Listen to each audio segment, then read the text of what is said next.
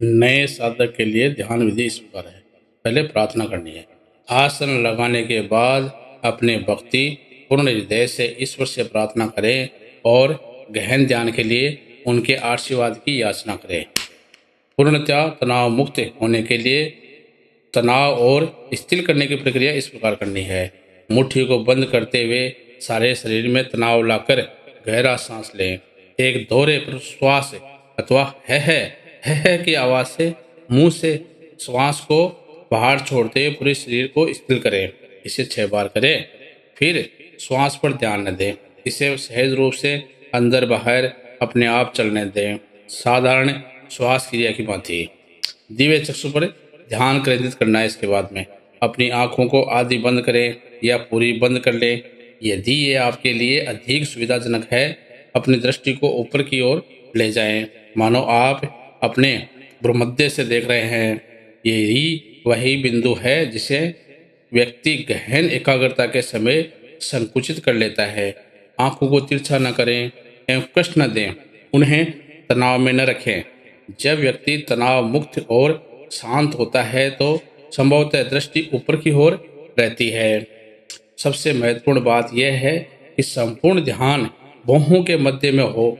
यही कुटस्थ अथवा कायस्थ चैतन्य केंद्र है, एकल नेत्र का स्थान, जिसके बारे में जिसस ने कहा है, आंख ही शरीर का प्रकाश है। इसीलिए यदि तेरा नेत्र एक हो तो तेरा संपूर्ण शरीर प्रकाश से परिपूर्ण हो जाएगा। जब ध्यान का उद्देश्य साकार होता है तो भक्त अपनी चेतना को सहज ही दिव्य चक्षु पर केंद्रित कर पाता है और वह अपनी आंतरिक आध्यात्मिक सामर्थ्य के अनुसार ईश्वर के साथ आनंदपूर्ण दिव्य मिलन का अनुभव करता है।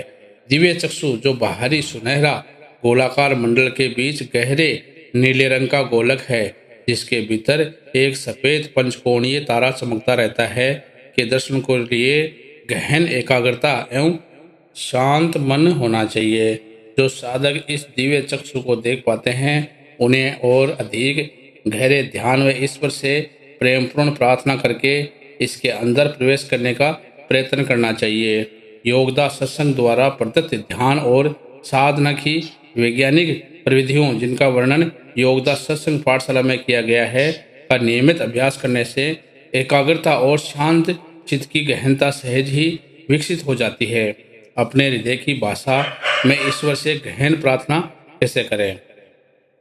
चाहे आपको दिव्य चक्षु का प्रकाश दिखाई न दे तो भी ईश्वर और उनके महान संतों से गहनता के साथ प्रार्थना करते हुए आपको अपनी बाहों के बीच कुटस्थ केंद्र पर ध्यान लगाए रखना चाहिए। अपने हृदय की भाषा में उनकी उपस्थिति एवं उनके आशीर्वादों का आह्वान करते रहें।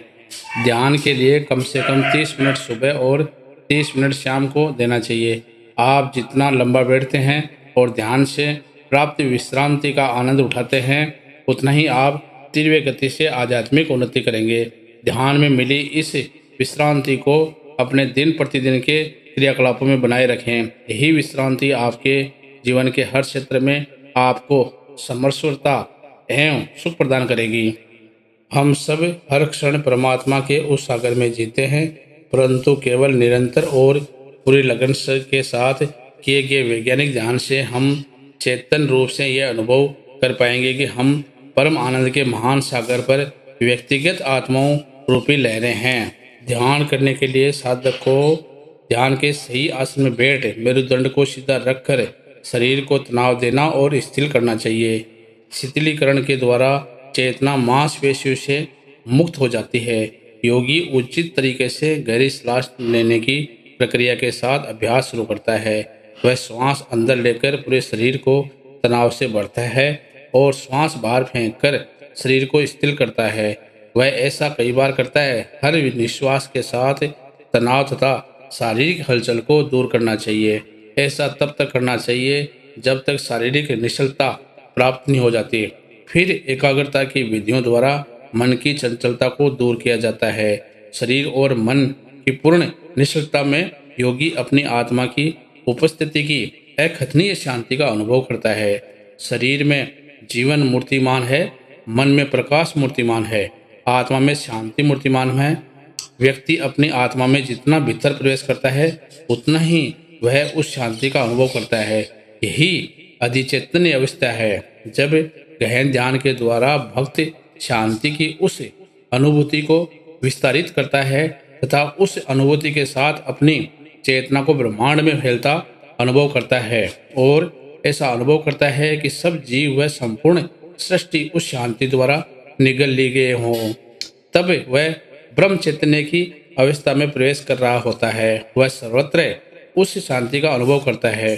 फूलों में, हर मनुष्य में, वातावरण में। वह पृथ्वी एवं सब लोगों को शांति के महासागर में बुलबुलों की भांति तैरता अनुभव करता है।